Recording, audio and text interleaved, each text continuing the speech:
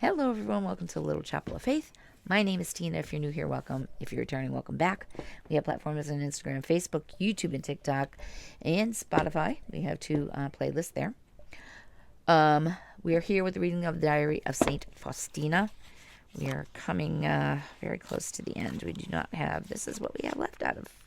We've read all this, which is amazing. I don't remember when we started it, but anyway, let's continue on where we left off. We are on we are on notebook 6, page 609, number 1724. Today I felt the Lord's passion in my body more than at any other time. I felt this was for the sake of a dying soul.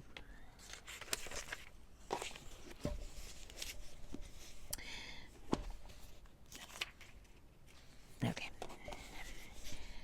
Today the Lord has been teaching me, once again, how I am to approach the sacrament of penance. My daughter, just as you prepare in my presence, so also you make your confession before me. The person of the priest is, for me, only a screen. Never analyze what sort of a priest it is that I am making myself use of.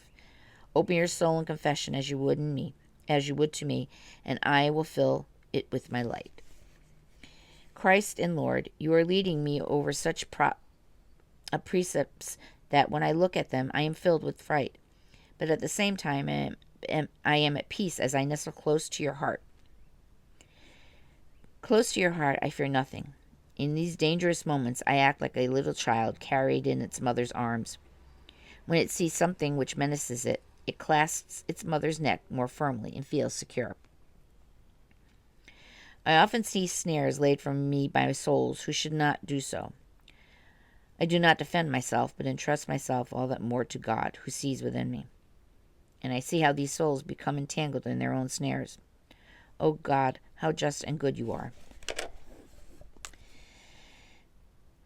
Right. I am thrice holy, and I detest the smallest sin. I cannot love a soul which is stained with sin.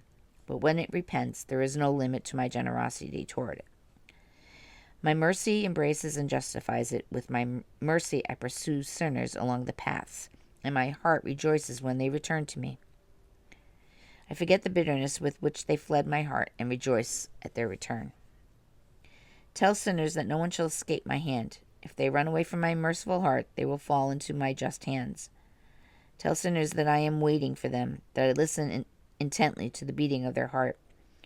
When will it beat for me? Write that I am speaking to them through their remorse of conscience, through their failures and sufferings, through thunderstorms, the voice of the church, and if they bring all my graces to naught, I begin to anger with them. I begin to be angry with them, leaving them alone and giving them what they want. O my Jesus, you alone know my efforts. I seem to be a bit better, but better only to a point that I can go out on the veranda instead of laying in bed. I see and am fully aware of what is happening to me. Despite the diligent care of my superiors and the efforts of doctors, my health is fading and running out. But I rejoice greatly at your call, my God, my love, because I know that my mission will begin at the moment of my death. Oh, how much I desire to be set free from the bonds of this body. Oh, my Jesus, you know that in all my desires I always want to see your will. Of myself I would not want to die 1 minute sooner, or to live 1 minute longer, or to suffer less, or to suffer more, but I only want to do your holy will. Although I have great enthusiasm, and the desires burning in my heart are immense, they are never above your will. I fly to your mercy, compassionate God, for you alone are good.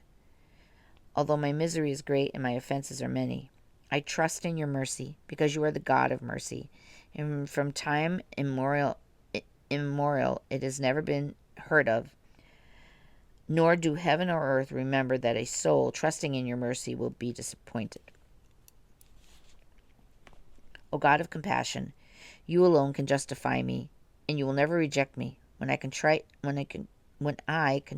approach your merciful heart, where no one has ever been refused, even if they were a great sinner. Today I was awakened by a great storm. The wind was raging, and it was raining in torrents, thunderbolts striking again and again. I began to pray that the storm would do no harm. When I heard these words, "Say the chaplet I have taught you, and the storm will cease," I began immediately to say the chaplet, and hadn't even finished it when the storm suddenly ceased, and I heard these words, through the chaplet you will obtain everything, if what you ask for is compatible with my will." As I was praying for Poland, I heard these words, "I bear a special love for Poland, and if she will be obedient to my will, I will exalt her in might and holiness. From her will come forth the spark that will prepare the world for my final coming." Welcome, hidden love, life of my soul. I welcome you, Jesus, under these insignificant forms of bead.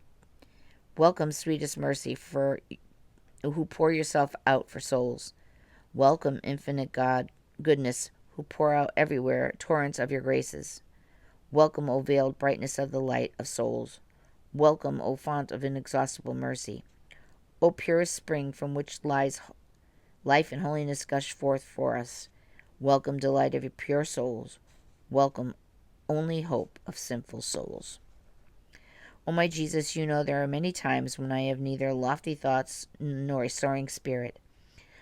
I bear with myself patiently, admit that this is just what I am, because all of that is beautiful is a grace from God, and so I humble myself profoundly and cry out for your help, and the grace of visitation is not slow in coming to the humble heart.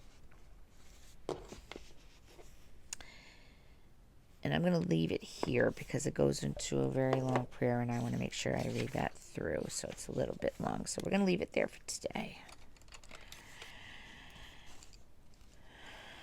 All right. We're going to start there tomorrow.